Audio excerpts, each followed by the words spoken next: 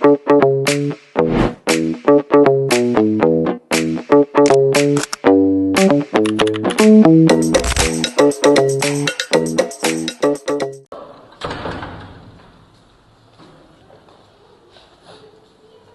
Assalamualaikum warahmatullahi wabarakatuh. Bagaimana kabarnya teman-teman? Alhamdulillah baik. Alhamdulillah. Baik, sebelum kami masuki pembelajaran pada sore hari ini, Bismillahirrahmanirrahim. Alhamdulillahirabbil alamin. Wassalatu wassalamu ala sayyidina Muhammad wa ala alihi washabihi ajmain, amma ba'd. Pertama-tama yang paling utama, mari kita menyatakan puja dan puji syukur kehadirat Allah Subhanahu wa taala, yang dimana pada kesempatan kali ini, sore hari ini, kita masih diberi kesempatan untuk melaksanakan salah satu kewajiban kita, yaitu menuntut ilmu. Salam dan selawat kita curahkan kepada baginda Muhammad sallallahu alaihi wasallam, yang dimana beliaulah yang telah berhasil buat umatnya dari alam gelap gulita menuju alam yang terang benderang. Baik, sebelum kita masuk di pembelajaran kita pada sore hari ini, ada baiknya kita speaking dulu. Ya, di speaking itu dipandu langsung oleh saudara Nasar. Nah, adapun speakingnya itu saya minta dari teman-teman sekalian untuk berdiri. Jadi begini, kalau saya bilang pagi, semuanya tepuk satu kali. Pagi. Kalau saya bilang siang, semuanya tepuk dua kali. Siang. Nah, kalau saya bilang sore, tepuk tiga kali. Nah, kemudian kalau saya bilang malam, tepuk tiga kali. Tidak ada tepukan. Nah, kalau saya bilang malam, tidak ada tepukan. Nah, bisa dimengerti teman-teman sekalian? Nah, untuk itu mari kita coba. Saya mau lihat bagaimana kefokusan teman-teman terhadap materi atau yang akan turun pada sore hari ini. Nah, untuk itu saya mulai ya. Pagi, siang, sore,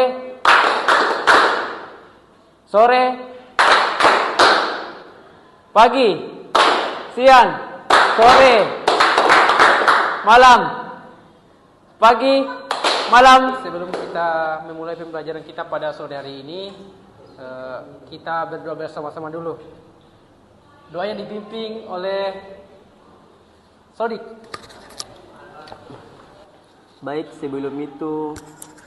sebelum kita memulai mata kuliah kita pada siang hari ini, alangkah baiknya kita bersama-sama membaca doa, yaitu suratul Al-Fatihah.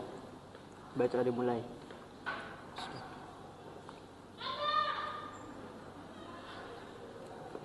Alhamdulillahirabbil alamin.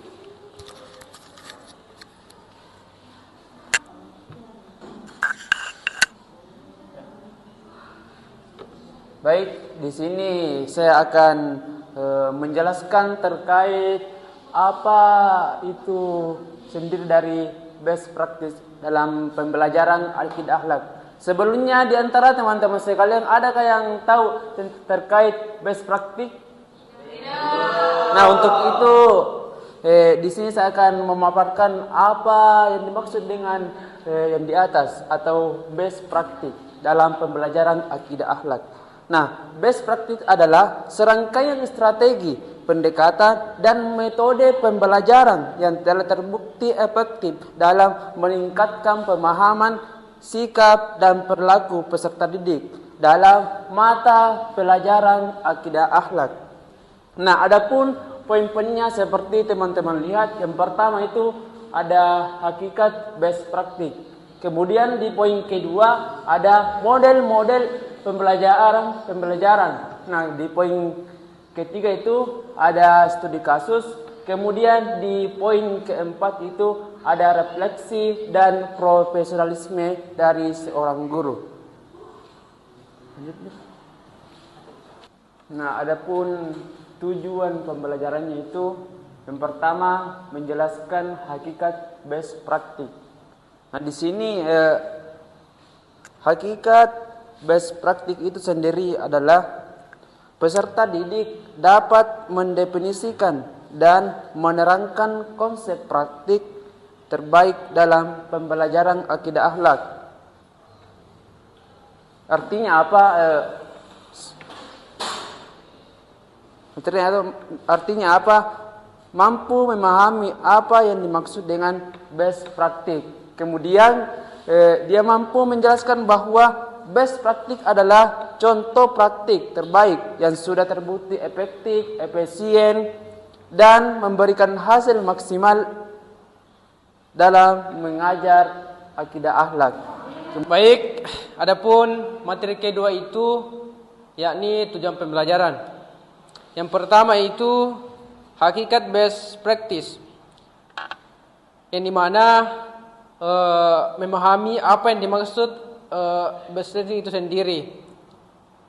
Itu adalah contoh praktik terbaik dalam suatu pembelajaran, terbukti efektif dan efisien dan memberikan hasil nilai maksimal dalam mengajar pembelajaran akidah akhlak. Jadi, adapun yang kedua itu, poin kedua itu adalah model-model pembelajaran. Jadi, yang dimaksud dengan model-model pembelajaran itu adalah dapat memahami karakteristik masing-masing model yang akan kita gunakan dalam pembelajaran. Jadi, adapun yang ketiga itu studi kasus, yaitu mengkaji contoh penerapan model-model pembelajaran dalam studi yang nyata. Jadi misalnya guru menerapkan PBL dalam materi anti bulian, atau bagaimana keteladanan diterapkan dalam kehidupan sehari-hari. Adapun yang keempat dan terakhir itu refleksi guru. Dalam pembelajaran itu refleksi guru sangat penting, karena guru harus melakukan refleksi mengajar, yaitu mengevaluasi keberhasilan siswa sampai di mana ia mengetahui pembelajaran yang telah dipelajari dalam pembelajaran tersebut. Ya, itulah tadi materi mengenai tujuan pembelajaran tersebut. Adapun materi yang ketiga yaitu model pembelajaran akidah akhlak yang disampaikan langsung oleh Saudara Padit. Saya akan menjelaskan model pembelajaran akidah akhlak. Yang pertama itu adalah cooperative learning. Adapun cooperative learning adalah model pembelajaran yang menekankan kerjasama antar siswa dalam kelompok kecil untuk memahami materi dan menyelesaikan tugas bersama. Kemudian, adapun kecocokan cooperative learning dalam akidah itu adalah melatih akhlak sosial seperti bekerja sama, saling menghormati, komunikasi yang baik dan tolong menolong, dan menanamkan nilai ukhuwah dan empati.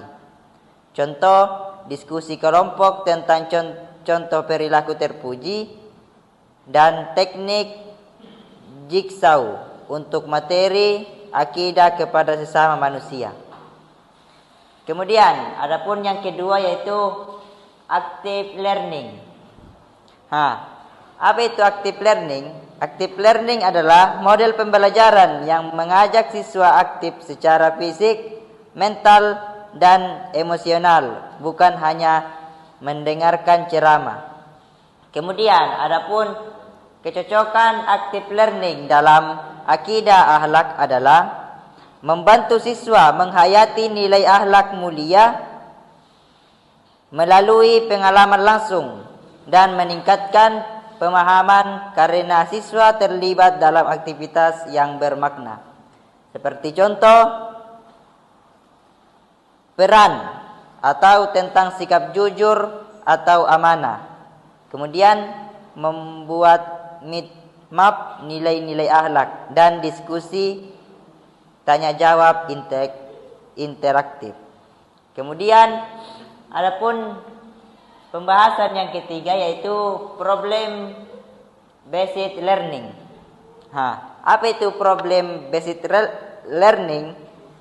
Adalah model pembelajaran berbasis masalah nyata yang dihadapi siswa dalam kehidupan sehari-hari untuk menghasilkan solusi sesuai ajaran Islam. Kemudian, adapun kecocokan basic learning dalam akidah akhlak yaitu membantu siswa memahami akhlak melalui persoalan nyata seperti bullying, pergaulan digital, hoaks, tawuran, dan kedisiplinan. Dan membentuk kemampuan berpikir kritis, analitis, dan solutif dengan dasar nilai-nilai Islam. Seperti contoh, siswa diberi kasus tentang perundungan di sekolah dan diminta mencari solusi sesuai ajaran akhlak. Dan kasus penggunaan gadget berlebihan dan cara menjaga akhlak digital. Kemudian yang terakhir adalah keteladanan atau bisa dinamakan dengan uswah hasanah. Apa itu uswah hasanah? Uswah hasanah adalah model pembelajaran yang menjadikan guru, tokoh Islam dan perilaku nyata sebagai teladan yang diikuti siswa. Kemudian mengapa uswah hasanah cocok untuk akidah akhlak? Adapun kecocokannya yaitu akhlak tidak cukup diajarkan tetapi harus dicontohkan. Kemudian siswa lebih mudah meniru daripada mendengarkan teori dan Rasulullah SAW adalah teladan umat dalam akhlak. Quran surah Al-Ahzab ayat 21. Adapun contohnya yaitu guru selalu menunjukkan adab, kesabaran, kejujuran dan salam. Kemudian pembiasaan sehari-hari yaitu doa, disiplin, menjaga kebersihan dan menghormati guru. Kemudian yang terakhir adalah meneladani kisah sahabat atau ulama tentang akhlak. Jadi itu saja yang bisa saya sampaikan. Nah, itulah tadi materi yang sempat kami sampaikan tadi. Mungkin di antara teman-teman sekalian masih ada yang kurang dimengerti atau masih ada yang kurang dipahami. Untuk itu kami buka sesi tanya jawab. Oh iya, silakan. Baik, sebelumnya perkenalkan nama saya Nurul. Adapun pertanyaan saya yaitu mengapa model active learning dianggap lebih efektif daripada pembelajaran pasif? Sekian. Terima kasih atas pertanyaannya ya. Saya ulangi pertanyaan di mana mengapa model active learning dianggap lebih efektif dibanding pembelajaran pasif? Baik, saya akan menjawab. Adapun alasan mengapa kemudian active learning lebih efektif, karena siswa terlibat aktif, bukan hanya sebagai pendengar. Dalam pembelajaran pasif, siswa hanya menerima informasi, sedangkan active learning mengharuskan siswa berpikir, berdiskusi, bertanya, menganalisis, atau melakukan suatu aktivitas. Ini membuat pemahaman lebih mendalam. Nah, itulah tadi jawaban dari saya. Kemudian bagaimana saudari yang bertanya tadi?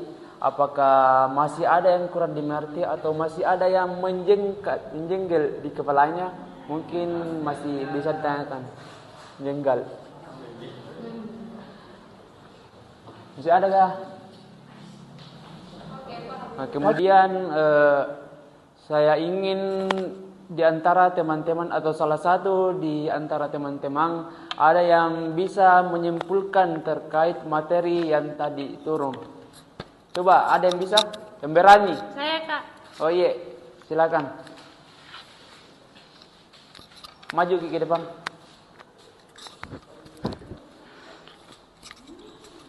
Nah, baik teman-teman, saya akan menyimpulkan kesimpulan dari yang apa kita pelajari tadi, yaitu model pembelajaran akidah akhlak harus mampu menanamkan nilai, membentuk karakter, dan menghubungkan ajaran Islam dengan kehidupan nyata.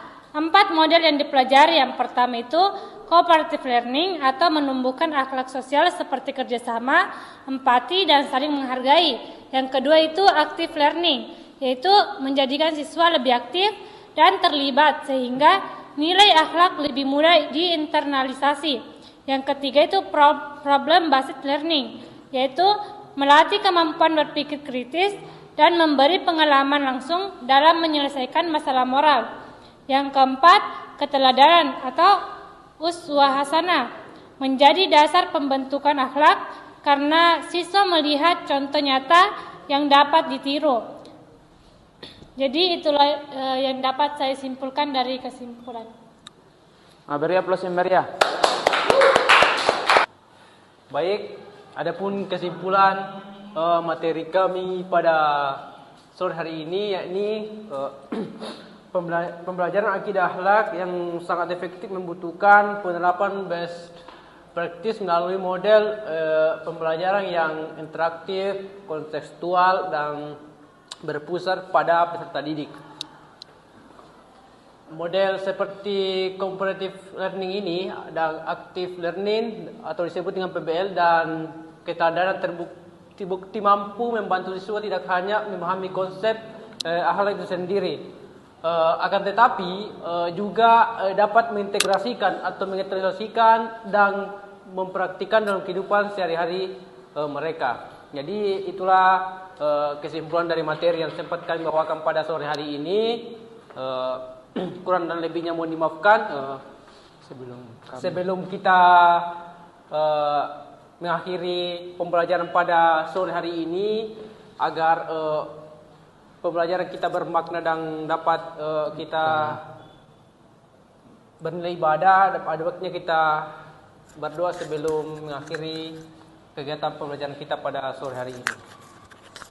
Sebelum kita meninggalkan ruangan ini, alangkah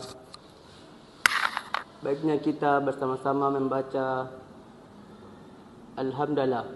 Alhamdulillahirabbil alamin. Ya, sini. Selesai. Masuk pada sini. Untuk itu dengan doa penutup tadi, maka berakhir pula kegiatan pembelajaran kita pada sore hari ini. Untuk itu kami selaku kakak yang berada di depan teman-teman sekalian pamit undur diri. Kurang dan lebihnya mohon disempurnakan, kurang dan lebihnya mohon dimaafkan. Untuk itu wallahul muwaffiq ila aqwamit thoriq. Assalamualaikum warahmatullahi wabarakatuh. Waalaikumsalam warahmatullahi wabarakatuh. Halo adik-adik.